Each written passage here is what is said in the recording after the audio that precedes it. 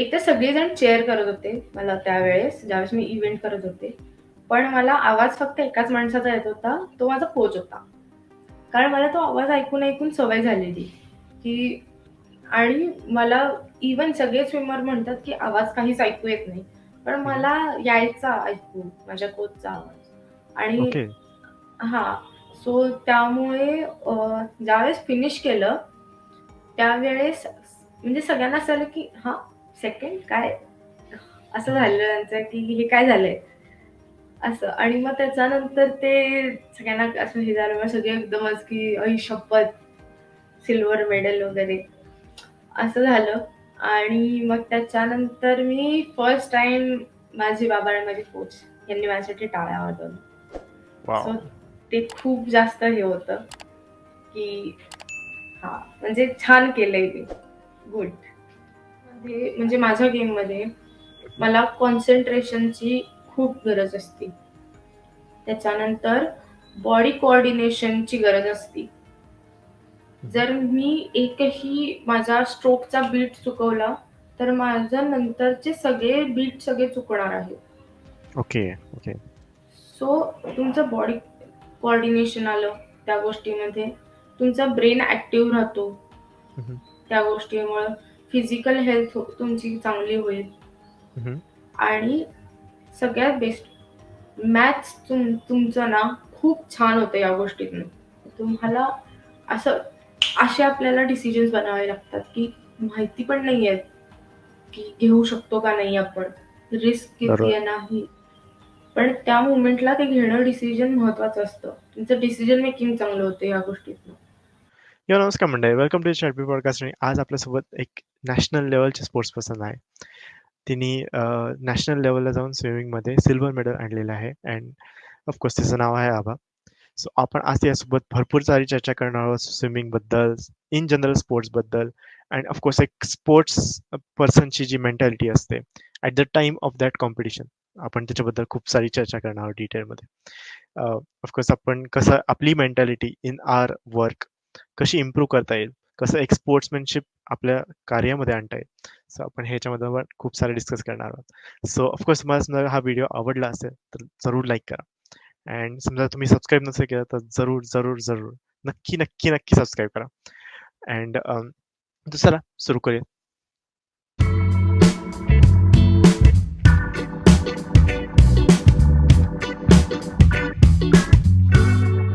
High Abha, welcome to the ChatBeat podcast. Hello, good morning. So आजचा episode खूपच special होणार आहे कारण की आपल्यासोबत नॅशनल प्लेयर आहे आपल्यासोबत स्विमिंगचे आभा.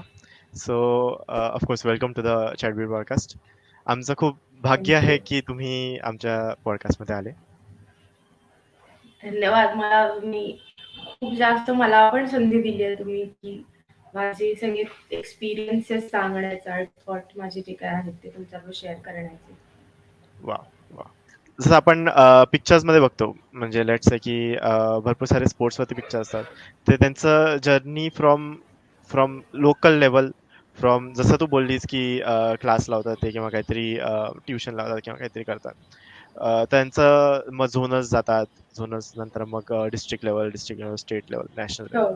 सो तुझं जर्नी कसं झालं त्याच्याबद्दल? मी ॲक्चुअली घरी असं हे होतं, एक तो म्हणजे काय म्हणतात, आईचं हे ठरलेलं होतं, की एवढ्या लगेच हिला कॉम्पिटिशन्समध्ये वगैरे नाही उतरायचं, जे मोठ्या लेव्हलचे असतात, की फॉर एक्झाम्पल हम्म, स्कूल गेम्स होतात हम्म, किंवा आमच्या असोसिएशन्सच्या होतात.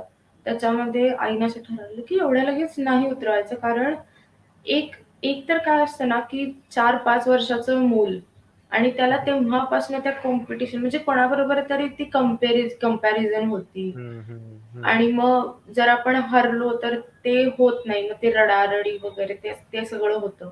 तरी ती मी कमीत कमी 10 वर्षांची व्हायला पाहिजे, की ते हम्म. समजायला, की ओके, जिंकलो तर तरी पण छान आहे, हरलो तरी पण छान आहे. आपण आपला 100% दिलेला आहे. Okay, so okay. त्याच्यामुळे मी 10 वर्षापर्यंत अशी कुठलीच मोठी किंवा जे काय म्हणतात, ज्याला पायऱ्या असतील म्हणजे कसं डिस्ट्रिक्ट, झोनल, स्टेट अशा वेळेला कुठलीच कॉम्पिटिशन नाही खेळली. ओके. मी फक्त ज्या लोकल लेवलच्या कॉम्पिटिशन होत्या त्या खेळले आणि त्या पण माझ्या पूलवर झालेल्या होत्या. मोस्टली त्याच खेळले. कारण ती कॉम्पिटिशन असायची ती ॲज अ फन असायची म्हणजे मज्जा ओके. यायची त्यावेळेस. आणि मग हं, 10 वर्षांची झाल्यानंतर मग मला चालू केलं हं, आई-बाबांनी, की हां, ओके. आता ठीक आहे आपण म्हणजे मी 3रीत होते. 2रीत का 3रीत होते. हं. त्यावेळेस मी माझी फर्स्ट स्कूल गेम खेळले. ओके. आणि म्हणजे असं होतं की 9-10 वर्षांची मुलगी हं. वर्सेस 14 वर्षांच्या मुली असं होतं ते. बापरे! ओके. हां, म्हणजे माझ्याबरोबर 8वीच्या मुली स्विम करायच्या. सो त्याच्यामुळे ते खूप डिफरन्स पडत होता एकतर. म्हणजे सगळ्याच गोष्टींचा डिफरन्स पडतो बरोबर आहे, पूर्ण. बरोबर आहे. बरोबर आहे. मेंटॅलिटीचा पण डिफरन्स पडतो. हां, खूप. फिजिकल स्ट्रेंथचा पण पडतो. Yes, yes. हां. सो आणि मग त्याच्यानंतर मग चालू झालं, की वर्षाला 2 कॉम्पिटिशन्स मेजर आहेतच आहेत आणि प्लस लोकल कॉम्पिटिशन ज्या असतील, त्या हं. पण खेळायच्या. ओके. असं चालू झालं मग आणि मग असं करत-करत आता हं, नॅशनल मेडलपर्यंत मी गेले. त्यानंतर खेलो इंडिया पार्टिसिपेशन झालं. हं. All India participation I think 4 वेळेला 4 का 5 वेळेला झालं म्हणजे मला पण लक्षात नाही. आता आठवत नाहीये ते वाह! फिक्सली. येस. इट्स अ म्हणजे क्वाईट अ इंटरेस्टिंग जर्नी कारण की फ्रॉम म्हणजे आता तुझं बॅकग्राऊंड नॉन स्विमिंगचं बॅकग्राऊंड आहे, right? Yes. So non non sports background आहे. घरात ओके. एकही स्पोर्ट्स पर्सन नाहीये. आय एम द ओन्ली वाह! वन आत्तापर्यंत. Wow! Wow! that's really great कारण की from a non sports background when you go to the national एक ते म्हणजे फिलिंगच वेगळी असते. ऑफ हो. Course that is a very tough कारण की लोकं खूप एक्सपिरियन्स असतात तिकडे पण. वयाने पण, मेंटॅलिटीनी पण, ह्याच्याने पण. काही-काहींचं फॅमिली बॅकग्राऊंड पण तसं असतं, की स्पोर्ट्सवालं असतं, कॉम्पिटिटिव्हचं असतं. तुझी जेव्हा तू नॅशनल्सला गेली आणि तेव्हा तिकडे मेडल मिळालं, तेव्हा तुझी मेंटॅलिटी कशी होती? त्यावेळेस एकतर कसं होतं, की माझा इव्हेंट म्हणजे दिल्लीत होत्या माझ्या कॉम्पिटिशन्स ओके, त्यावेळेस. ओके. हां आणि दिल्ली म्हटल्यानंतर कसं होतं, की स्ट्रीट फूड की हं, म्हणजे चाट खायला मिळणार, हे खायचं, ते खायचं. असे सगळे प्लॅन्स आमचे ट्रेनमध्ये चालू होते आणि तिथे गेल्यानंतर असं कळलं, की माझा इव्हेंट शेवटच्या दिवशी आहे. Okay, okay. ओके. सो त्याच्यामुळे फर्स्ट डे मी फक्त शॉपिंग करायला म्हणून बाहेर गेले, तर कोचनी मला सांगितलं, "इथलं शॉपिंग करायला आली असशील, तर अशीच जा. मला हे चालणार नाही. हं, अशीच पो, मी काही म्हणणार नाही तुला. हं, कारण इथे तू शॉपिंग करायला नाही आलेली आहेस, कॉम्पिटिशनला आली आहेस, सो त्याच्यासारखं राहायचं इथे." हं. सो त्याच्यानंतर म्हणजे काहीतरी आमचा तो कॉम्पिटिशनचा हे पूर्ण 8 दिवसाची कॉम्पिटिशन होती ती आणि माझा इव्हेंट 8व्या दिवशी होता, तो पण शेवटचा. बापरे! सो हां, सो त्याच्यामुळे ते असं खूप मी स्वतःला थांबवून ठेवून, की सगळे आपले फिरायला जातायत, हे खातायत, ते खातायत. पण मी आपली सकाळी प्रॅक्टिस करते, घरी येते, झोपतीये, परत संध्याकाळी प्रॅक्टिस करते, असं चालू होतं. आणि आदल्या दिवशी अ, मला कोचनी बोलवून घेतलं आणि सांगितलं, की "हे बघ, आपण प्रॅक्टिस केलेली आहे. 100% दे. टायमिंग जे आहे त्याच्यापेक्षा कमी कर. बास." म्हणजे कोचला हे अपेक्षित नव्हतं, की मला मेडल येईल. कारण ऑब्व्हियसली असं होतं, की माझं फर्स्ट नॅशनल आहे. सो मी थोडीशी अ, काय म्हणतात अँशियस होईन आणि त्याच्यामुळे काही ज्यावेळेस स्विमिंग करताना चुकीचे डिसिजन्स मी घेऊ शकेन, असं होऊ शकेल, असं हं, त्यांना वाटत होतं. आणि सकाळी तर म्हणजे माझे बाबा आणि आई आम्ही ज्यावेळेस जात होतो पूलवर त्यावेळेस एवढं सांगितलं, "हे बघ, आठवं यायचं नाहीये.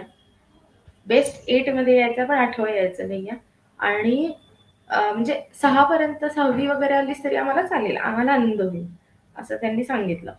आणि आम्हाला असं असतं, की आमच्या गेममध्ये असं असतं, की सकाळी हिट्स, संध्याकाळी फायनल्स. काही ओके. इव्हेंटला असं असतं, हं, जे लाँग इव्हेंट असतात त्यांना डायरेक्टली फायनल्स असतात. ओके. सो माझ्या इव्हेंटला सकाळी हिट, संध्याकाळी फायनल्स होतं. सो हं, सकाळी मी 3rd क्वालिफाय झाले. हं, आणि फायनलसाठी आणि पण असं असतं की हीटला जे म्हणजे प्रो स्विमर्स असतात ना, ते हं. असं करतात की जेवढं गरजेचं आहे तेवढीच एनर्जी लावून फक्त हं. सिलेक्शन आपलं फायनलला करून घ्यायचं. खूप ओके. जास्त ते फास्ट वगैरे नाही करत. ओके. Normal okay. असं टायमिंग देतात आणि ते हं. सिलेक्शन होतं. कारण एनर्जी मग ते सेव्ह होती आपली. जास्त ओके. एनर्जी लावायला लागत नाही. हं. असं. सो आम्हाला असं होतं की ओके ठीक आहे. थर्ड झालं एवढं काय आनंद व्यक्त करायची गरज नाहीये. हं. तर ते बहुतेक असं झालं असेल की त्यांनी एनर्जी सेव्ह करायच्या नादात ते झाले नसतील सिलेक्ट एवढ्या हं, ह्यानं. हं. हं. ठीक आहे. पण अजून सुद्धा तू 6वी आलीस तरी आम्हाला आनंदच आहे. असं होतं. हं. आणि मग त्याच्यानंतर मग इव्हेंटच्या वेळेस मग स्टार्ट झाला इव्हेंट आणि मी ज्यावेळेस फिनिशिंग करायला गेले पहिले 2 राउंड मी थोडीशी सेकंड आणि थर्ड मध्ये आमची खूप जास्त कॉम्पिटिशन चालू होती. हं. आणि मग त्याच्यानंतर ज्यावेळेस फिनिशिंग आलं त्यावेळेस लिटरली काहीतरी आमच्या दोघींच्या मध्ये फक्त 50 फ्रॅक्शन्सचा गॅप आहे. वॉव! हा, बापरे! फ्रॅक्शन्स मिली सेकंड्सचा हां, हां. एवढा आमचा जवळ टच झालेला होता आणि मी त्याच्यात बापरे! सेकंड आली, ती थर्ड आली. बापरे! ओह! बेरेस्ट ऑफ द मार्जिन्स म्हणता येईल आहे. कारण की हो, जे एवढ्या क्लोज जातो गेम आणि त्याच्यामध्ये तू उत्तीर्ण आली बेसिकली. हो. आणि फर्स्ट आणि सेकंडचा काय अंतर होतं? फर्स्ट आणि सेकंड आमचा काहीतरी 3 3 टू 4 सेकंड्सचा गॅप होता आमचा. हं, हं. जास्त नव्हता. हं, हं. पण ती पण महाराष्ट्राचीच होती ओके. आणि हां, ती ती इथे स्टेटला पण ती फर्स्ट आलेली होती. हं, हं. सो त्यावेळेस गॅप खूप होता आणि त्याच्यानंतर नॅशनल पर्यंत तो गॅप मी कमी करत आणलेला, की हां, एवढे जास्त गॅपने आपल्याला नाही हे करायचं. कमी करत करत आणलेला होता तो. वॉव! वॉव! त्यामुळे ते नॅशनल रायव्हलच चांगले मेडल आहे. हो. वॉव! म्हणजे माझ्या लाईफमध्ये असं एक माहित नाही कसं, पण की ज्यावेळेस मी पाण्यात असते त्यावेळेस मी फुल रायव्हलरी दाखवते आणि पण बाहेर आल्यानंतर आमची खूप छान मैत्री असते. आम्ही कधीही असं नाही म्हणत की ए तू तू असं केलंस, तू तसं केलंस. बेस्ट आहे. म्हणजे ऑफकोर्स स्पोर्ट्सला आपण खूप म्हणजे as a gentle persons game म्हणतो आपण. हो. अँड म्हणजे प्रत्येक स्पोर्टला नॉट ओन्ली क्रिकेट बट हम्म. Every sports. तर स्पोर्ट्समॅनशिप तर दाखवावं लागते. And yes. So that's great यार. अँड ऑफकोर्स आपण ह्याच्या म्हणजे सगळीकडे बघतो आपण सगळ्या स्टोरीजमध्ये बघतो. ऑफकोर्स तुझी स्टोरी एकदमच युनिक आहे. अँड म्हणजे आपण पेरेंट्सचा रोल बघतो, फ्रेंड्सचा रोल बघतो, कोचचा रोल बघतो, मेंटरचा रोल बघतो. येस. या ह्याच्यामध्ये चॅलेंजिंग स्पोर्ट्समध्ये. सो तुझ्या लाईफमध्ये ह्या लोकांचा रोल कसा होता? ह्या सगळ्या आता मी जशी आहे किंवा जशी माझी पर्सनॅलिटी आहे किंवा मी ज्या लेवलवर आहे त्या लेवलवर मला पोहोचवण्यासाठी या सगळ्या लोकांनी खूप जास्त मेहनत घेतली आहे. म्हणजे मला एक माहिती आहे की म्हणजे हे नॉर्मली होतच की जे सांगतात की घरी पैसे नव्हते आणि वगैरे वगैरे जे काय ती स्टोरी असती थोडीशी सॅड स्टोरी. सो ती स्टोरी एक लिमिट पर्यंत थोडीशी आहे की घरी माझी आजी आजारी होती आणि त्यावेळेस असं होतं की तिच्या हॉस्पिटलसाठी खूप खर्च झालेला. म्हणजे ती एका महिन्यात 3 वेळेला हॉस्पिटलाइज झालेली. बापरे! ओके. हां, सो त्याच्यामुळे खूप जास्त खर्च झालेला आणि त्यामुळं आम्ही आमचे खर्च ऑब्व्हियसली मिडल क्लास फॅमिलीमध्ये एका महिन्यात 3 वेळेला हॉस्पिटल म्हणजे खूप जास्त हे होतं. सो हं, हं. आम्ही थोडंसं ते मॅनेज करत होतो आणि मला कॉस्ट्यूमची गरज होती आणि माझा कॉस्ट्यूम तरी एक 1500 ते 2000 रुपयामध्ये येणार होता. आणि त्यावेळेस आईचं असं सांगितलं, की "थांब, जोपर्यंत पूर्ण खराब होत नाही तोपर्यंत नको हे करूस." पण मी बाबांना सांगितलं. बाबांनी दुसऱ्या दिवशी जाऊन माझ्यासाठी तो कॉस्ट्यूम घेऊन आले. सो पॅरेंट्सचा सपोर्ट हा खूप आहे आणि सगळ्याच बाबतीत. म्हणजे अ, आमच्यामध्ये असं काहीच नाहीये, की शिट आपण बाबांशी हे नाही बोलायला पाहिजे. हे कसं बोलू? कम्युनिकेशन आमचं खूप छान आहे. आमचं बॉन्डिंग खूप छान आहे. म्हणजे हां, सगळ्यांचे बाबा रागवतात, चिडतात. माझेही बाबा रागवतात, चिडतात. पण ते जो एक हां, ठीक आहे मला हा प्रॉब्लेम होतोय. मी माझ्या पॅरेंट्सना सांगितलं नाही तर कोणाला सांगणार आहे. सो अशा गोष्टींच्या मध्ये पॅरेंट्सनी खूप मला म्हणजे माझा फुल सपोर्ट माझ्या पॅरेंट्स आहेत. की इव्हन म्हणजे माझे बाबा मी 6वी पासून माझी शाळा सोडली.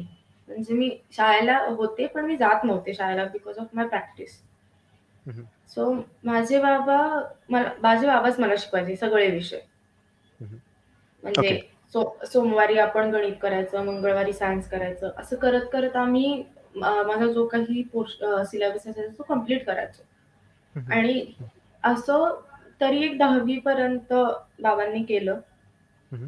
माझ्या. हं, आणि हं. 10वी ला थोडंसं गणित वगैरे थोडंसं अवघड येतं, की जे त्यांना कळत नव्हतं. सो त्यांनी त्यांचा एक मित्र जो ट्युशन्स घेतो, त्याच्याकडे जाऊन बसून त्यांच्याकडनं ते शिकले आणि मग मला येऊन त्यांनी शिकवलं. बापरे! सो बापरे! अ, त्यांनी पण ते खूप कष्ट घेतलेत माझ्यासाठी. आणि ऑफकोर्स फ्रेंड्स, ते म्हणजे माझे स्विमिंगचे फ्रेंड्स असोत किंवा माझे स्कूलचे, हं, हं. खूप, खूपच जास्त मदत केली आहे त्यांनी मला. म्हणजे स्विमिंगचे मित्र मला म्हणजे आमचा एक ग्रुप होता 5 जणांचा. हं, हं. सो ते मला आणि माझं कसं की मी थोडीशी नॉन स्पोर्ट बॅकग्राऊंडची आहे ना, सो आमचं आणि त्यात आणि असं की घरी नॉन-व्हेज खायला अलाउड नाही. ओके, नाही खात. ओके. सो त्याच्यामुळे त्यांच्या घरी ज्यावेळेस केलेलं असायचं त्यावेळेस मला ते बोलवायचे की "हां, अगं तू ये आज आमच्या घरी आम्ही केलेलं आहे. सो हं, तू हं. ये." कारण स्पोर्ट्समनच्या लाईफचा एक भाग होत जातो की नॉन-व्हेज खायला लागतं एका हं. लिमिटनंतर. बरोबर. कारण तुमचा जेवढं एनर्जी जात असते ते रिकव्हरी होण्यासाठी प्रोटीनची गरज वगैरे त्या सगळ्या त्या डाएटच्या पार्टमध्ये. हं, सो हं. मी त्यांच्याकडे जाऊन जेवायचे कधी-कधी. त्याच्यानंतर पण त्यांनी मदत केली अभ्यासामध्ये मोस्टली. इव्हन माझं 10वी बोर्ड, 12वी बोर्ड आणि ग्रॅज्युएशन ह्या तीनही हे माझे तीनही टप्पे मी माझ्या मित्र-मैत्रिणींच्यामुळे पास झाले. जसं बाबांनी अभ्यास घेतला, तसंच माझ्या त्या मैत्रिणी आणि मित्रांनी पण घेतला. म्हणजे ते असे मागं लागायचे, की "हां, अगं हे वाचायचंय आज, हे कंप्लीट कर तू. कारण नंतर तुला प्रॉब्लेम येईल. निदान गोष्ट म्हणून वाच." सो मित्र-मैत्रिणी सुद्धा खूप मोठा पार्ट आहेत माझ्या लाईफमध्ये. आणि कोच म्हणजे मी माझ्या कोचला खूप मानते, की त्या माणसाने म्हणजे 10वी पर्यंत माझ्या आयुष्यात आधीचे कोच होते, की त्यांनी सुद्धा माझ्यावर खूप कष्ट घेतले. म्हणजे असं की लहानपणी मी जेवायचे नाही, खायचे नाही तेवढं. सो माझी आई कशा आया कंप्लेंट करतात ना हं, शिक्षकांकडे, की हं. "हो ही खात नाही बघा" असं वगैरे. हं. सो आईला वाटलं की काय सर मला ओरडतील, की हां. खात जा हो वगैरे असं. सरांनी असं ओके. काही केलं नाही. सरांनी उलटं आईला ओरडलं, की "तुम्हाला भरवायला येत नाही, तुम्हाला चांगलं जेवण येत नाही, त्याच्यामुळे हो, ती हो, खात हो, नाही." हो, हो. बापरे! हां. सो त्याच्यामुळं माझे ते कोच पण खूप छान होते, ज्यांच्याकडं मी तरी एक 10 वर्ष प्रॅक्टिस केली. हं, हं. 10 ते 12 वर्ष.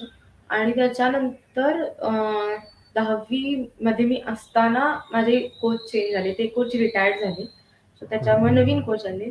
आणि 10वी मध्ये काय झालं, की माझ्या स्टेट होत्या तोपर्यंत मी होते व्यवस्थित एक बॉडी शेप किंवा एका फिजिकल ॲक्टिव्हिटीमध्ये असल्यामुळं माझी हेल्थ छान होती. आणि पण माझ्या स्टेट झाल्यानंतर मी अभ्यासाकडे बोर्ड्स असल्यामुळं अभ्यासाकडे वळले थोडं. हं, हं. 2-3 महिने नाही सॉरी 5 महिने माझा गॅप पडला ओके, आणि मी ओके. त्याच्यात 60 प्लस वेट झालं माझं. ओह! So okay. त्याच्यामुळे ज्यावेळेस मी परत स्टार्ट केलं स्विमिंग, त्यावेळेस मला पूर्ण झिरोपासून स्टार्ट करण्याची गरज होती. सो माझ्या हं. कोचनी त्यावेळेस लिटरली मला तासून काढल्यासारखं त्यानं माझा वर्कआउट घेतला. म्हणजे पहिले 2 महिने मी बाकीचं काहीच केलं नाही. मी फक्त एक्सरसाइज करत होते. Okay, okay. एक्सरसाइज, स्विमिंग आणि डाएट एवढंच चाललेलं होतं. म्हणजे त्यानं सुद्धा दुसरा काहीच विचार केला नाही, की हां, ओके होईल कधीतरी असं काही नाही केलं. त्यानं फुल कॉन्सन्ट्रेशननी माझं 60-63 वेट आम्ही काहीतरी 2 ते 3 महिन्यात 50 वर आणलेलं होतं. एवढं आम्ही एफर्ट्स घेतले त्या गोष्टीसाठी. आणि तो माणूस माझ्या आयुष्यात असा आहे की मी त्याच्याबरोबर काहीही बोलू शकते. काहीही. म्हणजे कुठलीही पॉलिटिकल गोष्ट असू दे, ती सुद्धा मी त्या माणसावर चर्चा करू शकते. मला जर आत्ता स्पोर्ट्स सायकॉलॉजी मधलं अडलं काही, तर मला म्हणजे एक आपण हे करतो ना, की ॲपल म्हटल्यानंतर आपण ॲपल इमॅजिन करतो. हम्म. सो तसं जर मला कुठली गोष्ट लिंक करण्यात प्रॉब्लेम येत असेल, की ही कन्सेप्ट आहे आणि मला कळत नाहीये की ती कुठल्या सिच्युएशनला आपण हे करू लिंक करूया माझ्या आयुष्यातल्या, की हम्म. मला ते कळायला सोपं पडेल. सो मग मी सरांना फोन करते, की सर हे कळत नाहीये, हे काय आहे? सो ते मला ते सांगतात आणि ते मला सगळ्याच गोष्टीत म्हणजे ते ओरडतात पण मला खूप. टीज करतात, ते असं पोक करतात, की जर माझं टायमिंग चांगलं नाही आलं, की "तू म्हातारी झालीस तू आता, तुझा काय उपयोग नाही." असं म्हणतात आणि त्याच्यानंतर मग माझं टायमिंग म्हणजे खूप भारी होतं. सो म्हणजे खूपच भारी माणूस आहे तो माझ्या आयुष्यातला. वाव. ही सगळी माणसं आहेत तेवढीच. वाव. तुझं जेव्हा तू आधी बोललीस सिल्वर मेडल तुला मिळालं नॅशनल्स मध्ये, तेव्हा ह्या सगळ्या लोकांचं कसं रिएक्शन होतं? अनएक्सपेक्टेड होतं सगळ्यांसाठी. ओके. कारण अ, असं होतं की अ, एक तर सगळेजण चेअर करत होते मला त्यावेळेस, ज्यावेळेस मी इव्हेंट करत होते. पण मला आवाज फक्त एकाच माणसाचा येत होता, तो माझा कोच होता. कारण मला तो आवाज ऐकून ऐकून सवय झालेली, की आणि मला इव्हन सगळे स्विमर म्हणतात, की आवाज काहीच ऐकू येत नाही. पण हम्म. मला यायचा ऐकू माझ्या कोचचा आवाज. आणि ओके. हां, सो त्यामुळे ज्यावेळेस फिनिश केलं, त्यावेळेस म्हणजे सगळ्यांना असं झालं, की हां, सेकंड काय? असं हम्म. झालं त्यांचं, की हे काय झालंय? असं. आणि मग त्याच्यानंतर ते सगळ्यांना असं हे झालं, मग सगळे एकदमच, की "आई शपथ! सिल्व्हर मेडल वगैरे." असं झालं. आणि मग त्याच्यानंतर मी फर्स्ट टाईम माझे बाबा आणि माझे कोच यांनी माझ्यासाठी टाळ्या वाजवल्या. So wow. ते खूप जास्त हे होतं, की हां, म्हणजे छान केलंय मी. गुड. असं वाव. ते झालं. म्हणजे एकदमच प्राउड फिलिंग येते ऑफकोर्स, की म्हणजे वर्षानुवर्षाची मेहनत असते ती हो, वन डे म्हणजे साकार होते काइंड ऑफ आपण जे हो. म्हणतो. येस. येस. तू जेव्हा तू सांगत होती तेव्हा खूप सारे पॉइंट्स टच डाऊन करायचे वाटतात मला. First is the let's say आपण पहिले एज्युकेशनमध्ये जाऊ. तू म्हटलीस की 10वीच्या बोर्ड्ससाठी तुझं एक गॅप पडला किंवा एक थोडंसं शाळेच्या मध्ये पण थोडासा गॅप पडला होता. ऑफकोर्स हं. नंतर मग 12वी मध्ये पण आपण हे करतो ग्रॅज्युएशनमध्ये. सो भरपूर सारं आता आपलं इंडियन करिक्युलर आहे म्हणजे किंवा एज्युकेशन सिस्टम आहे. हे सगळं क्लासरूम बेस्ड आहे आणि ऑफकोर्स ते तर कोणी नाकारू नाही शकत किंवा क्लासरूम बेस्ड लर्निंग आहे. सो तुझ्याप्रमाणे म्हणजे स्पोर्ट्सला इम्पॉर्टन्स द्यायला पाहिजे का किंवा कसं द्यायला पाहिजे? पहिली गोष्ट अशी आहे, की मला माझी शाळा हम्म. जी 1st to 4th होती, त्याच्यानंतर 5th to 10th आणि त्याच्यानंतर कॉलेज, ज्युनियर कॉलेज आणि मग हम्म. त्यानंतर ग्रॅज्युएशनसाठी. ह्या 4ही टप्प्यांवर मला माझ्या सगळ्या जिथून मी एज्युकेशन करत होते, त्यांनी हम्म. खूप म्हणजे म्हणजे खूप जास्त सपोर्ट केला. म्हणजे मी 10वी आणि 10वीच्या प्रिलियम्सला तर मी लिटरली नुसतं अटेंड करायची प्रिलियम म्हणून मी गेली आहे. म्हणजे ओके. आणि कसं व्हायचं, की माझी सकाळी प्रॅक्टिस असायची. सो त्याच्यामुळे सकाळ संध्याकाळ प्रॅक्टिस करत असल्यामुळे माझ्याकडे एनर्जी नसायची, की ते पेपरला जाऊन तो पेपर लिहायचा. नाही, हम्म. मला नाही होणार होतं ते. सो बाबांनी सांगितलं, की "ठीक आहे, तू जाऊन बस तिथे. निदान पेपर कसा आहे तो हे तरी कळेल तुला." सो त्याच्यामुळे मी जाऊन बसायचे. फर्स्ट आन्सर लिहायचं जे येत असेल. कुठलंही हम्म. त्यातले पूर्ण अख्ख्या पेपरमधलं जे काही येत असेल, ते एक क्वेशन कसा तरी लिहायचा आणि मी 3 तास लिटरली झोपून टाकायचे. ओके. मला माझ्या स्कूलचे प्रिन्सिपल किंवा कुठल्याही शिक्षकाने कधी काही म्हटलं नाही, की "तू हे असं का करतीयेस?" किंवा काय. आणि त्याच्यानंतर मग 15-20 मिनिटं शिल्लक राहिली, की मला मॅडम जे कोण असेल सुपरविजनला, ते उठवायचे आणि मग म्हणायचे, की "तुला अजून काय लिहायचं असेल तर ते लिही." असं. ओके. सो मी मग त्याच्यात जर काही लिहायचं असेल तर मी लिहून टाकायचे. आणि मग हं. असं म्हणजे असे मी 2 पूर्ण 6 का 7 सब्जेक्ट असतात त्यातले मी 2 का 3 पेपर असे अटेंड केले. बाकीचे अटेंडच नाही केले. Okay, okay. सो हां. आणि मला मला शाळेतनं असं होतं, की मला परमिशन होती. मी लवकर येऊ शकायचे शाळेतून, हं, की कारण मला थोडीशी रेस्टची गरज असायची त्यामुळे. हं. सो मला 3:30ची परमिशन असायची, की मी 3:30 ला घरी येऊ शकते. पण मी 1:30 वाजताच घरी यायचे. कारण ओके. मला खूप जास्त म्हणजे एका लिमिटनंतर त्रास व्हायला लागायचा, की ते एकतर शब्द कंटिन्युअस येतायत आणि ते मग पूर्ण असं सगळं गोल-गोल फिरायला लागायचं माझ्यासाठी शब्द असे. ते समजायचं नाही काहीच. सो त्याच्यामुळे मी घरी येऊन झोपून टाकायचे त्याच्यानंतर. मला कधीच माझ्या शाळेनं असं म्हटलं नाही, की तू 3:30ची तुझी वेळ आहे, तर तू 1:30 वाजता का जातीस? कधीच हं. नाही. खूप सपोर्ट केलाय मला त्या बाबतीत. माझ्या कॉलेजनी, शाळेनी, सगळ्यांनी. ओके. पण आता कसं आहे ना, की जसं एज्युकेशनकडं आत्ताचं मी बघतीये, की माझा भाऊ भाऊ पण आहे म्हणजे माझा जो मम्मी भाऊ आहे, तो. हं, हं. म्हणजे सकाळी ट्युशन करतो, परत दुपारी शाळा करतो, परत संध्याकाळी हं, हं. ट्युशन करतो आणि तो 8 वाजता घरी येतो काहीतरी. बरोबर. एवढं करायची काहीच गरज नाहीये. तुम्हाला म्हणजे ठीक आहे, आधी तरी आता तुम्हाला करिअरचे ऑप्शन्स खूप कमी होते.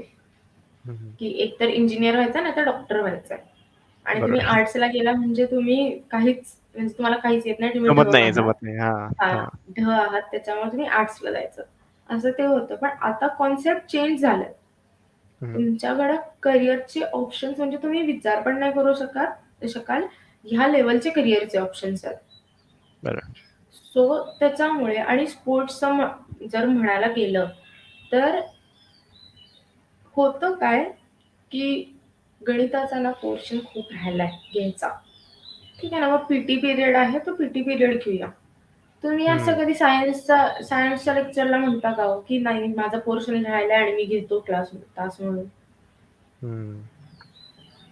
जर आपणच दिलं नाही महत्त्व त्या गोष्टीला, तर तुम्ही कसं म्हणू शकता, की आपल्याकडं अ, जे काही खेळाडू आहेत ते ऑलिम्पिकला नाही जाऊ शकत आहेत किंवा खेळाडू कमी आहेत. असं कसं बरोबर. म्हणू शकता? हं, हं. आणि ठीक आहे तुम्हाला मी असं म्हणत नाही की स्पोर्ट्स तुम्ही ॲज अ प्रोफेशन किंवा जसं आम्ही केलं तसं करा. नाही. एक फिजिकल ॲक्टिव्हिटी म्हणून तरी करा. हं, हं. बरोबर. कारण स्पोर्ट्स ही अशी एक जागा आहे, एकमेव जागा आहे, की जिथं तुम्ही जर वरून असं एका लेव्हलला जाऊन खाली पडला ना, तरी सुद्धा तुम्हाला परत खालून वरती जाण्याचा चान्स असतो. तुम्ही ओके. 10वीची परीक्षा किती वेळेला तुम्ही तुमची मेंटल हेल्थ किती वेळेला हे कराल? तुम्ही फॉर हं. एक्झाम्पल यू-पी-एस-सी आत्ताचं खूप ट्रेंडमध्ये आहे बरोबर. MPSC, UPSC. तिथं तुम्हाला किती चान्स मिळतात? काहीतरी 5 चान्स मिळतात काहीतरी हं. बसायचे 4 ते 5 प्रिपरेशन. चान्सेस. 4 ते हो. 5 चान्स. हं. तुम्हाला 4 ते 5 चान्समध्येच करायचं आहे, जे काही करायचं आहे. बरोबर, बरोबर. आणि ते झालं नाही, म्हणजे ती तुम्ही 5 वर्ष, 6 वर्ष जी काही आहेत, ती तुम्ही बरोबर. 18-18 तास अभ्यास करून ती तुमची गेली आणि जर 5ही चान्समध्ये झालं नाही, तर मग त्याच्यानंतर तुमचं करिअर इकडं चालू कराल, जे काही असेल. बरोबर. पण स्पोर्ट्सला असं नाहीये. तुम्ही किती वेळेला पण हारा, किती वेळेला पण खाली पडा, तुमच्याकडं ती ताकद असते, की तुम्ही परत उठाल. म्हणजे मी कुठलाच असा स्पोर्ट्स पर्सन बघितलेला नाहीये, की जो खाली पडलाय म्हणजे तो गेलाच आता. नाही, हं, तो हं. कमबॅक करतो. त्याच्याकडे ते असतं, की शिट आपण खाली पडलोय आणि आपल्याला हे करायला पाहिजे. आपण हे करू शकत नाहीये का? हं, हं. तो एक काय म्हणतात ते स्पार्क जो मी म्हणाले ना मगाशी, बरोबर, तो बरोबर. तो एक असतो स्पोर्ट्स पर्सनकडे आणि तो मी असं नाही म्हणत, की हां, तुम्ही करियर करा, की ऑलिम्पिक मेडल भारताला आणून द्या. नाही. स्वतःची पर्सनॅलिटी डेव्हलप करण्यासाठी ती गोष्ट करा. हं, हं. आता स्पोर्ट्समध्ये होतं काय, की असं अजून एक हे असतं स्पोर्ट्समधलं, की स्पोर्ट्समध्ये गेला म्हणजे येत नाही काहीच. हं, हं. अभ्यासामध्ये कमी असतो.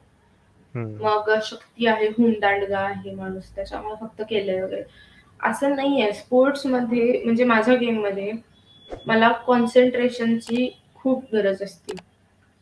त्याच्यानंतर बॉडी कोऑर्डिनेशनची गरज असते. हम्म. जर मी एकही माझा स्ट्रोकचा बीट चुकवला तर माझ्या नंतरचे सगळे बीट सगळे चुकणार आहेत. ओके. ओके. सो तुमचं बॉडी कोऑर्डिनेशन आलं त्या गोष्टीमध्ये, तुमचा ब्रेन ऍक्टिव्ह राहतो हम्म. त्या गोष्टीमुळे, फिजिकल हेल्थ तुमची चांगली होईल. हम्म. आणि सगळ्यात बेस्ट मॅथ्स तुमचं ना खूप छान होतं या गोष्टीतनं, सिरियसली. कारण ओके. आमचे लॉंग इव्हेंट्स असतात हम्म. त्याच्यामध्ये मला 50 मीटर्स, जर 1500 मीटरचा इव्हेंट असेल तर हम्म. मला 50 मीटरचे 30 राऊंड करायचे. हम्म. हम्म. सो मला ओके. त्याच्यामध्ये माझे हात किती पडतात ते चेक करायचं आहे, माझी किकिंग किती होतीये ते चेक करायचं आहे, प्लस मी माझे लॅप्स पण मोजतीये. सो हम्म. ह्या हम्म. सगळ्या मॅथ्स तुमचं खूप छान होतं आणि टायमिंग तुमचं, आमचा गेम टायमिंगचा आहे पूर्ण. बरोबर. सो तुमचं म्हणजे माझं तर गणित एवढं छान होतं ना 10वी पर्यंत, जोपर्यंत मी गणित केलं, हम्म. गणित होतं माझ्या अभ्यासक्रमात, तोपर्यंत हम्म. खूप छान होतं. कारण मी त्या आकड्यांशी रोज खेळायचे. हम्म. माझ्यासाठी ते शपथ किती अवघड आहे. पण जे बेसिक गोष्टी आहेत त्या तुम्हाला येतात. प्लस तुम्हाला ज्या नवीन नवीन स्ट्रॅटजी बनवायला लागतात गेममध्ये. असं नाहीये गेममध्ये किंवा स्पोर्ट्समध्ये की तुम्ही गेला, खेळला हम्म. आणि आला. हम्म. नाही, तुम्हाला असं असे आपल्याला डिसिजन्स बनावे लागतात की माहिती पण नाहीये की घेऊ शकतो का नाही आपण, रिस्क किती बरोबर. आहे नाही. पण त्या मोमेंटला ते घेणं डिसिजन महत्वाचं असतं. तुमचं डिसिजन मेकिंग चांगलं होतं या गोष्टीतनं. हम्म. आणि म्हणजे मला अजून पण नाही कळत मोस्टली पालकांचं, की दिसतंय तुमच्या मुलाकडं आहे ते पोटेन्शियल, पण हम्म. नाही, तुम्हाला त्याला खूप भारी सायंटिस्टच करायचंय. हम्म.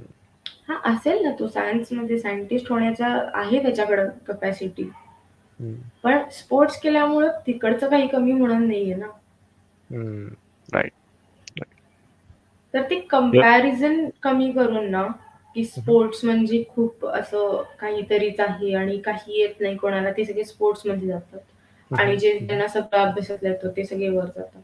हे कंपॅरिझन बंद करून ना ते थोडस एका लेवलला आणायला पाहिजे, हम्म. की हा ओके, स्पोर्ट्स वन सुद्धा जे आहेत किंवा हम्म. स्पोर्ट्स सुद्धा इम्पॉर्टंट भाग आहे, हे हम्म. सुद्धा कन्सिडर आता करायला हवं.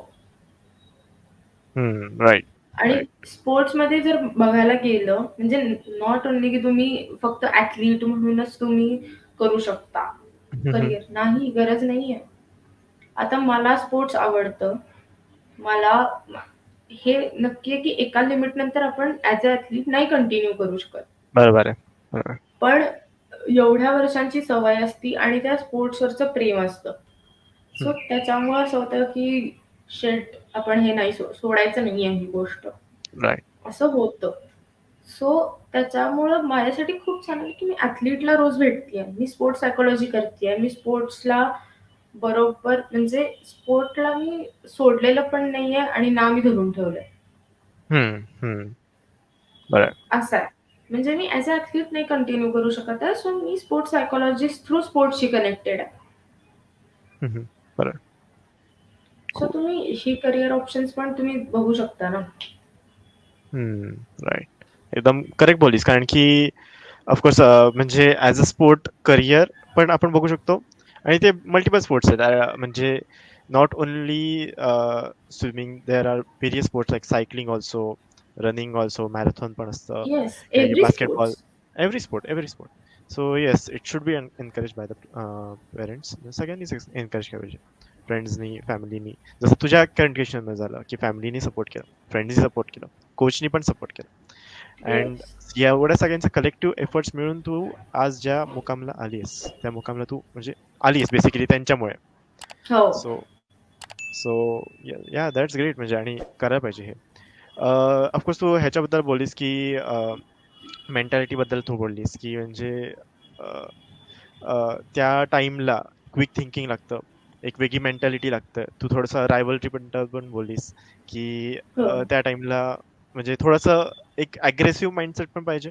लाईक आपण विराट कोहलीचं बघतो हम्म. ह्याचं, किंवा म्हणजे सगळ्यांचे वेगवेगळे माइंडसेट असतात. रोनाल्डोचं बघतो आपण, विराट कोहलीचं येस. बघतो. सगळ्यांचे वेगवेगळे माइंडसेट असतात. काही काहींचे माइंडसेट खूप कूल असतात, काम असतात. धोनीचं असतं. सो त्या टाइमला जेव्हा तू पाण्यात असते, त्या टाइमला तुझं मेंटॅलिटी कशी डेव्हलप होते? लेट्स से की तुझ्या कोणीतरी समोर गेलेला आहे. मग तेव्हा तुझी कशी डेव्हलप होते मेंटॅलिटी? तुझं माइंडसेट थोडंसं वेगळं असतं का? आणि कोणी समजा जर तुझ्या मागे पडलंय, म्हणजे लेट्स से की तू फर्स्ट आहेस, तेव्हा काही असं असतं का, की तुला असं वाटतं की सेटबॅक होतोय तुला, किंवा असं वाटतं की तू हम्म. पुढे जातोयस का? तर तेव्हा कसं वाटतं तुला? एक तर मी म्हणजे माझं एक असं आहे की मी एवढा विचार करत नाही की कोण कुठे आहे किंवा काय. कधीतरी मध्येच एक अंदाज घेण्यासाठी मी बघते की किती मागे किती पुढे आहेत आणि त्याच्यामुळे किती शक्ती लावायची गरज आहे, किती एनर्जीची गरज आहे आपल्याला, किंवा काय स्ट्रॅटेजी आता वापरायला लागेल. एवढा विचारापुरतं मी एक लूक इकडे तिकडे देते. पण माझं एक असतं की मी खूप त्या बाबतीत आता आळशी झालेली आहे. तर माझं असतं की हे आवरून पटकन जायचंय आता, बास मला नाही करायची ही गोष्ट. त्याच्यामुळे टायमिंग कमी द्यावा आणि त्याच्यानंतर बास हे संपेल लवकर तुझ्या आयुष्यातलं. सो त्याच्यामुळे मी हा विचार एवढा करत नाही की ती पुढे जाते किंवा काय. स्वतःचं बेस्ट द्यायचं आणि जर पुढे गेलीस तर ते नाही जाऊ द्यायचं. दिसतं म्हणजे तो एक अंदाज असतो स्विमर्सना की कुठं काय चाललेलं आहे. कारण आम्ही मल्टीटास्किंग करत असतो त्यावेळेस, हम्म. की मधूनच बघायचं कोच काय सांगतोय. कोच आधी बघून ठेवलेलं असतं कुठं आहे, किंवा पॅरेंट्स काय कुठे आहेत, चीअर करणारे जे कोण आहेत ते कुठे आहेत. आणि मग त्याच्यानंतर काय स्ट्रॅटेजी शेजारचे ओपोनंट्स जे आहेत ते यूज करतायत, किंवा आपल्याला आपण कसं स्विम करतोय, हे सगळे मल्टीटास्किंग चाललेलं असते ह्या वेळेस. सो त्याच्यामुळे एवढा वेळ मिळत नाही की काय करायचं हम्म. याचा. पण जर कॉम्पिटिशन आमच्याबरोबर खूप छान असेल ना, की म्हणजे अशी नेक टू नेक एक कॉम्पिटिशन असते की माहित नाही आता काय होईल लास्टला, बरोबर. अशी जी कॉम्पिटिशन असती ना, त्यावेळेस मग खूप जास्त तुम्हाला मेंटली टफ असायला लागतं.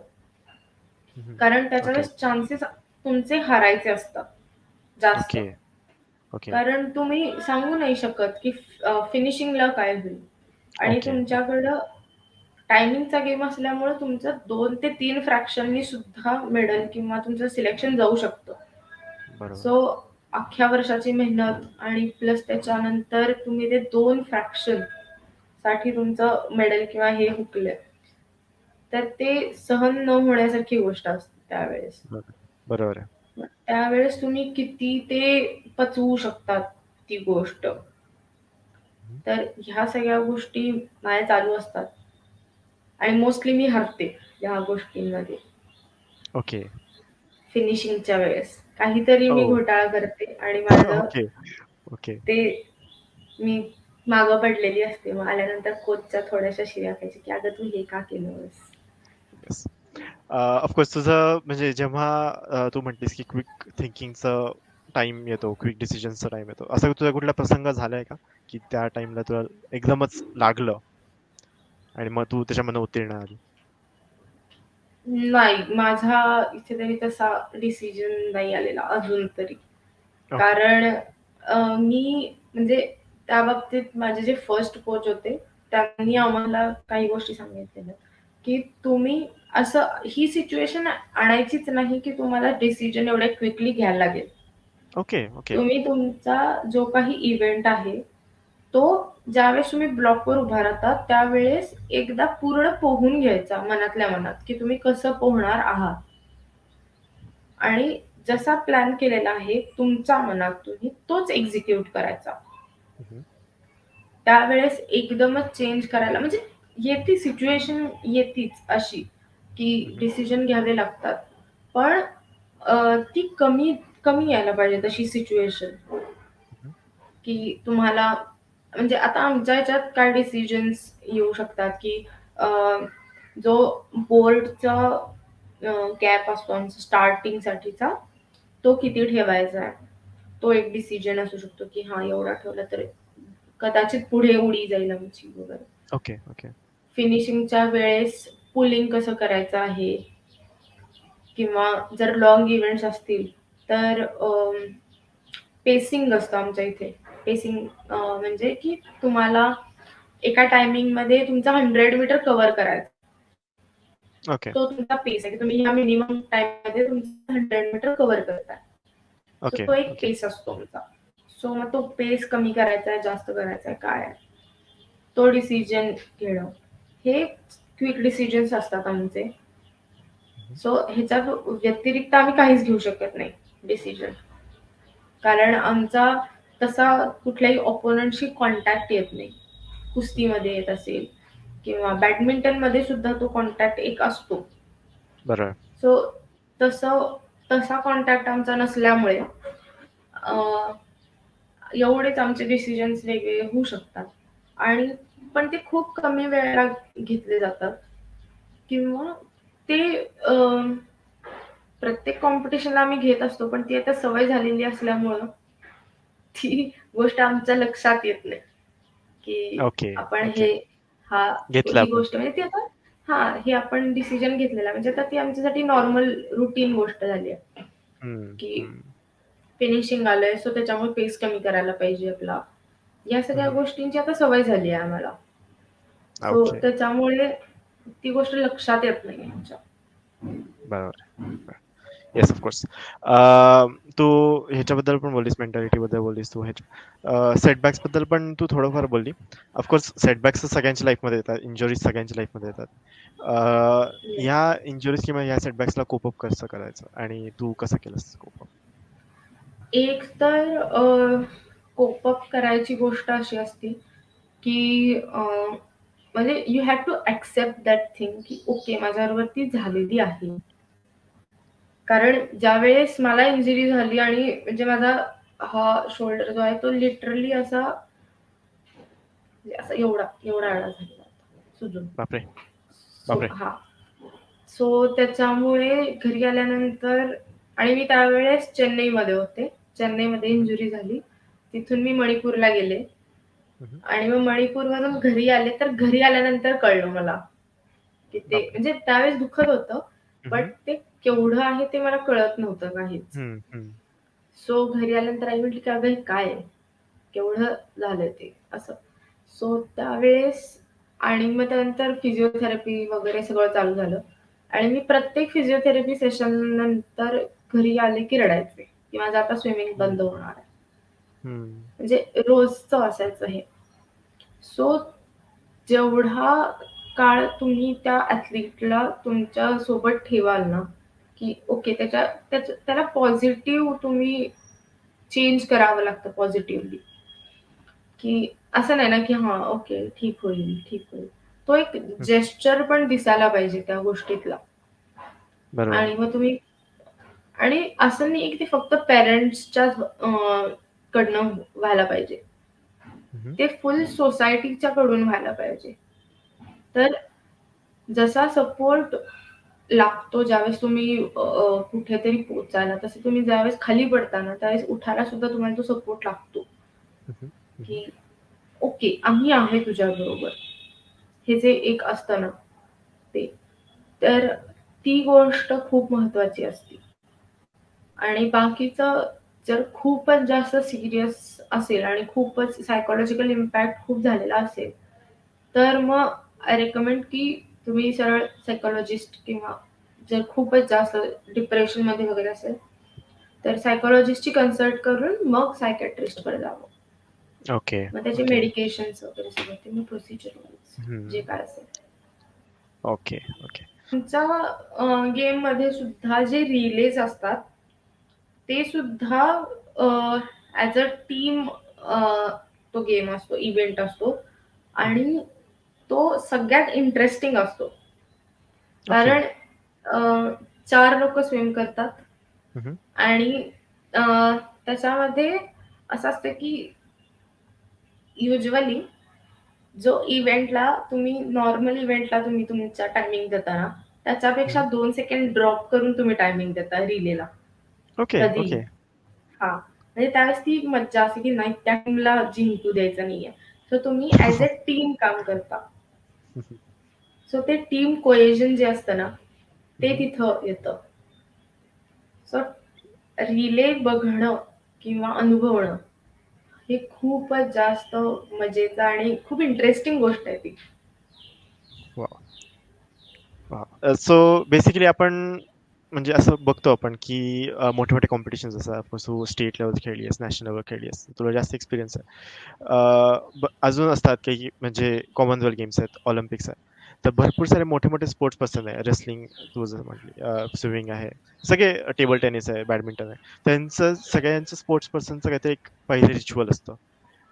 गेम रिच्युअल म्हणतो आपण, रूटीन म्हणतो हं, किंवा असं हं, करतात. सचिन तेंडुलकर म्हणायचं, की मी मॅचच्या पहिले सकाळी चहा म्हणजे चहा बनवायचो स्वतः, हं. स्वतः बनवायचो. सो हं. भरपूर साऱ्या लोकांचं असतं असं. सो तुझं काय होतं? म्हणजे तुझं काय आहे माझं सोर्स? असं आहे हं, माझं असं आहे की मी गरम पाण्याने अंघोळ करते. ज्या दिवशी माझा ओके. इव्हेंट आहे, त्या दिवशी मी मी उपलब्ध करते गरम पाणी अंघोळीसाठी आणि मी गरम पाण्याने अंघोळ करते आणि मग जाते. कारण माहित नाही, पण एक कॉन्सेप्ट असा आहे, की कुठलंही छान किंवा नवीन काम करायला जाताना तुम्ही अ, अंघोळ वगैरे करून स्वतःला स्वच्छ करून तुम्ही जायला पाहिजे. हं, सो हं. ते काम पूर्ण होतं. ओके, सो त्याच्यामुळे माझं ते एक आहे, की मी अंघोळ करून जाते आणि मला कॉम्पिटिशनच्या वेळेस चॉकलेट्स वगैरे खायला आवडतात. सो मी ओके. चॉकलेट्स खाते त्यावेळेस आधी. हो, ओके. म्हणजे ते डायटमध्ये असतं की असं? नाही डाएट कॉम्पिटिशनच्या वेळेस काही डाएट वगैरे नसतं आम्हाला. ओके. म्हणजे इन जनरल आम्ही करत हां. नाही ते. हां. Okay, okay. हां.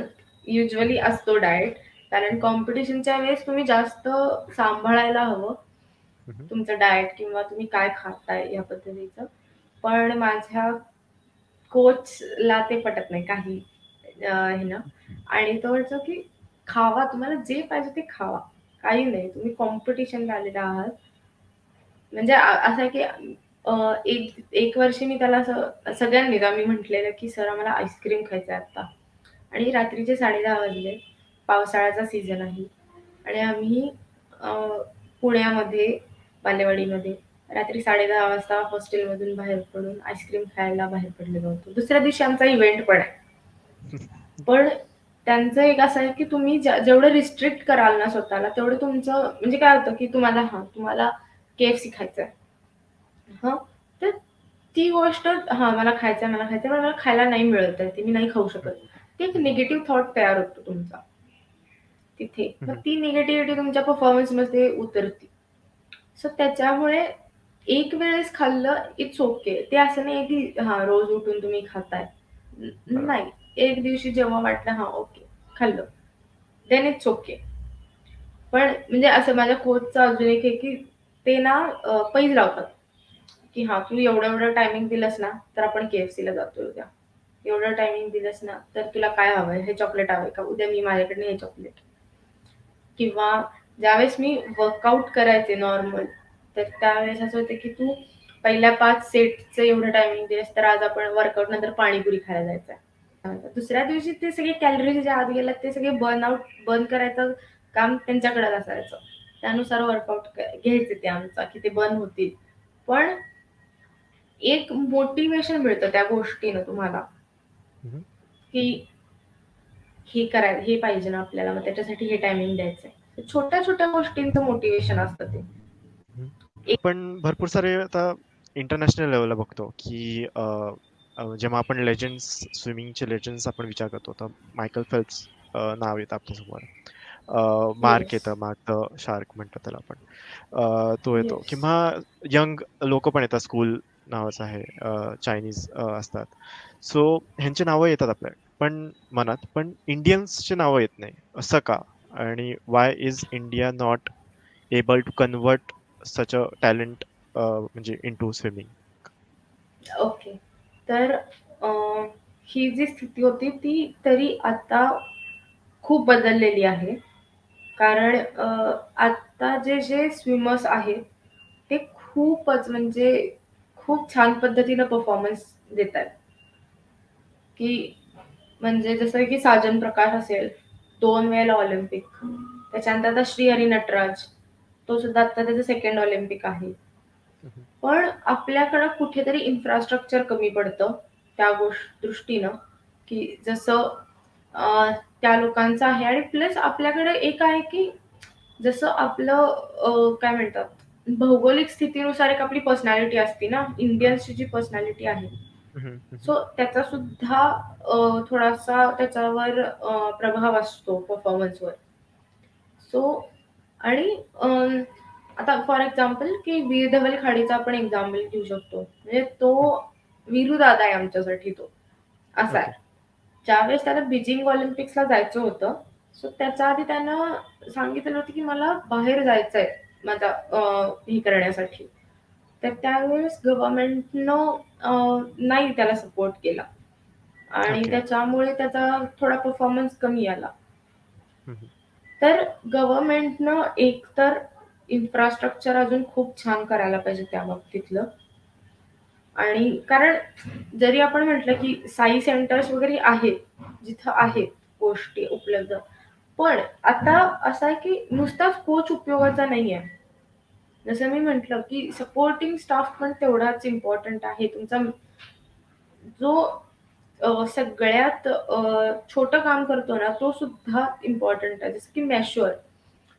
तुम्ही ज्यावेळेस जाता कॉम्पिटिशनला तुमचा एक मॅश्युअर असतो इंटरनॅशनलसाठी. हम्म. तो सुद्धा तेवढाच इम्पॉर्टंट आहे जेवढा कोच आहे. ओके. ओके. सो त्याच्यामुळे ह्या सगळ्या गोष्टी डेव्हलप करणं आता जसं की फिजिओलॉजिस्ट असेल, हम्म, हम्म. तर फिजिओलॉजिस्टनं त्यांच्या परफॉर्मन्सवर काम करणं, बायोमेकॅनिक्स चा जो एक्सपर्ट आहे त्यानं परफॉर्मन्सवर काम करणं. सगळ्यांनी जर एकत्र मिळून काम केलं तर ते थोडंसं ठीक आहे. असं नाही म्हणत आहे की ते एकदमच पुढच्या ऑलिम्पिक पर्यंत ते खूप भारी होईल. असं नाही म्हणत आहे. वेळ बरोबर, लागेल. बरोबर, बरोबर. पण निदान आपण एक लेवल सेट करू शकू. हम्म, आणि स्विमिंगमध्ये बघायला गेलं तर अजून तरी असं नाहीये की ते खूपच आपला परफॉर्मन्स भारी होता वगैरे असं नाहीये. बरोबर. आतापर्यंत तरी ह्या एक 10 वर्षात खूप छान स्विमर्स ऑलिम्पिक पर्यंत गेलेत. आणि तिथं जाऊन पण खूप छान परफॉर्मन्स दिलाय त्यांनी. राईट. सो ते चेंज व्हायला लागलंय. हळूहळू ते होईल प्रोसेसमधून चेंज. बरोबर. माहित नाही. ऑफकोर्स तू ह्याचं बोललीस की बायोलॉजीचं बोललीस म्हणजे not to be racist and all, but एक हम्म. असतं कन्सेप्ट की म्हणजे Europeans are better at football और South Americans are better at football. त्यांची एक पायाची जी वळण असते ती ठेवण. It's it's better stamina wise असतो. Yes. Yes. Africans are better at stamina. So yes. They play a lot of athletes म्हणजे ॲथलेटिक स्पोर्ट्स जास्त खेळतात. Uh, yes. आपले जे इंडियन सबकॉन्टिनेंट आहे किंवा चायनाचं आहे ते इंटेलेक्च्युअल स्पोर्ट्समध्ये जास्ती प्रोफिशियंट असतात. And yes. ऑफकोर्स जे साऊथ मिडल ईस्टचे आहे ते रेस्लिंगमध्ये वगैरे चांगले असतात. बट मग आपण ह्या बायोलॉजिकल कंडिशन्समुळे मागे पडतोय का की व्हॉट व्हॉट इज युअर से? आता हे बघ मी म्हणजे मला त्याच्यातलं तेवढं नॉलेज नाहीये. मी त्याच्यावर अभ्यास नाही केलेला. पण मी आता एक ऑब्झर्व्ह करतेय की जर तू जसं तू म्हणतास ना की युरोपियन्सची पायाची ठेवण कशी असते त्यानुसार ते स्पोर्ट्स फुटबॉलमध्ये जास्त असतात. तर मी आता मणिपूरमध्ये असते. सो मी मणिपुरी जे ॲथलीट्स आहेत ना त्यांची ठेवण बघते. ते बुटके आहेत. पण त्यांचे जर काफ मसल्स बघितलेस ना तू, तर ते कोणीही बीट करू शकत नाहीत. एवढे ते स्ट्रॉंग आहेत. म्हणजे जे ओके. स्पोर्ट्स खेळत पण नाहीत. नॉर्मल माणूस आहे तो, की त्याचा स्पोर्ट्सशी काही संबंध नाहीये आत्तापर्यंत. त्याच्या घरात कोणी खेळलेलं नाहीये. त्याचे सुद्धा काफ मसल हे खूप जास्त स्ट्रॉंग आहेत. म्हणजे चालताना ते काफ दिसतात मसल ते. ओके. ओके. एवढे ते स्ट्रॉंग आहेत. तर ते का आहे, तर तिथं माउंटन्स आहेत. त्यांना त्या गोष्टीची गरज आहे, जर त्यांना तिथे सर्व्हाइव्ह करायचं असेल तर. हम्म. सो त्यानुसार प्रत्येक भागाचं वेगळं आहे. जसे की आपल्याकडं थोडंसं म्हणजे महाराष्ट्रामध्ये कुस्तीचं प्रमाण पण जास्त आहे. बरोबर आहे. बरोबर. म्हणजे एक धिप्पाड शरीरयष्टी किंवा एक बल्की बॉडी जी असते ती आपल्याकडे आहे. इव्हन इन पंजाबमध्ये पण जास्त आहे. कारण आपल्याकडे दूध वगैरे ह्या सगळ्या गोष्टींचं प्रोडक्शन जास्त आहे. बरोबर. आणि हवामान पण त्याला साजेसं असं आहे. बरोबर आहे. बरोबर. त्यामुळे ह्या गोष्टींचा ऑफकोर्स परफॉर्मन्स वरती परिणाम पडतो. जसं की आपण जमैकाचं म्हणतो, हुसेन बोल्टची प्रॅक्टिस ही मोस्टली माउंटेन्सवर झाली आहे. हम्म. किंवा आपण मिल्खा सिंगचा पण ज्यावेळेस आपण मूव्ही बघतो त्यावेळेस तो लडाखला जाऊन त्यांनी प्रॅक्टिस केली आहे. लडाख आय थिंक बरोबर. लडाखलाच केली आहे, थिंक सो. हा. त्या गोष्टींचा म्हणजे तुमचं एन्व्हायरमेंट असेल, त्याच्यानंतर तुमची त्या प्रदेशाची भौगोलिक स्थिती काय आहे, या बरोबर. सगळ्याचा परिणाम तुमच्या परफॉर्मन्सवर होत असतो. जसं की आपण आता आपण म्हटलं की आफ्रिकन्स किंवा हे सगळे आहेत त्यांचा स्टॅमिना खूप छान आहे. कारण जसं की फॉर एक्झाम्पल आपण उसेन बोल्टचं घेऊया. जमैकाचा उसेन बोल्ट हा प्रॅक्टिस करताना हा हाय अल्टिट्यूडला करत होता. कारण ज्यावेळेस ऑक्सिजन कमी आहे त्यावेळेस तुम्ही तिथे प्रॅक्टिस केलं, तुम्ही तिथे नॉर्मलाइज झाला. ज्यावेळेस तुम्ही नॉर्मल ठिकाणी याल कॉम्पिटिशनसाठी, त्यावेळेस तुम्हाला ऑब्व्हियसली ऍडव्हान्टेज आहे, कारण तुम्हाला लो ऑक्सिजन बरोबर काम करायची सवय आहे. येस, एकदम एकदम करेक्ट बोललीस तू. आणि आपण आधीच्या हॉकी टीमचं पण बोलू शकतो की मेजर ध्यानचंद आहेत. तर जे तेव्हा ऑलिम्पिक्सचं एक स्ट्रीक केलं होतं गोल्ड मेडलचं, तुला माहिती असेल ऑफकोर्स. येस. तर त्यांची जी टीम होती किंवा ते हाय अल्टिट्यूडला ऑफकोर्स प्रॅक्टिस करायचे आणि दे यूज टू हो. Practice on the ground and grass. तसं व्हायचं त्यांचं. त्यामुळे तो बॉल स्पिन व्हायचा, तो बॉल असा टर्न व्हायचा. त्यामुळे Indians and Pakistanis were very apt in hockey at that time. म्हणजे खूप चांगले होते ते, स्पिन व्हायचे. त्याच्यानंतर ते केसेस पण आले की ऑस्ट्रेलियावाल्यांनी, इंग्लंडवाल्यांनी त्याचे स्टिकचे खूप चेक केले की मॅग्नेट लागलाय का आणि हो. हे लागलंय का. हो. कारण की ते स्पिन करून वगैरे असं तसं फिरवायचे आणि मग नंतर हे करायचे. पण नंतर त्यांनी हो. ग्राउंडवरच बदलायचं. कारण की ऑफकोर्स तू जे बोलला ते ऍक्च्युली एकदम करेक्ट आहे. कारण की ते ग्रासवरती प्रॅक्टिस करायचे, ते ग्राउंडवरती साध्या आपल्या मातीचे असतात. कारण की आपल्या इकडे तर इन्फ्रास्ट्रक्चर नाहीच आहे. तर कुठे प्रॅक्टिस करणार, तर ग्रासवरती, ग्राउंडवरती, जे तिकडे असायचे ऑलिम्पिक्समध्ये. आपण हो. त्यामुळे आणि नंतर मग त्यांचे सिंथेटिक ग्राउंड झाले, ग्रास आले सिंथेटिक वगैरे, तर त्याच्यामुळे आपला गेम बिघडला. सेम इज विथ महाराष्ट्राचं रेसलिंग. म्हणजे महाराष्ट्र रेसलिंग खूप जबरदस्त असतं, कारण की मातीमध्ये करतात ते. त्याच्यामध्ये हो. ब्रीदिंग प्रॉब्लेम्स होतात, कारण की मातीमध्ये धूळ आतमध्ये जाते, तर हो. ब्रीदिंगला प्रॉब्लेम होतो. त्याच्यामध्ये मग ते हे करायचं, म्हणजे रेसलिंग करायचं, म्हणजे दुसरा डाव द्यायचा. आणि ऑफकोर्स हो. आपल्या इकडे पॉइंट सिस्टीम काही नसते. डावनी म्हणजे हो. चितपटच तसं. हो. So that is very good. पण तेच मॅट वरती गेल्यावरती थोडासा गेम हे होतो, उलटा पडतो आपला. Yes. That is very good point. Of course आपण पुढे चर्चा करूच. आपण ही चर्चा कंटिन्यू करू आपण पुढच्या एपिसोडला. आणि येस. ऑफकोर्स तुम्हाला असा एपिसोड आवडला असेल तर नक्की लाईक करा, शेअर करा आणि सबस्क्राईब करा. So thank you. अँड आपण नक्की पुढच्या एपिसोडमध्ये भेटूयात.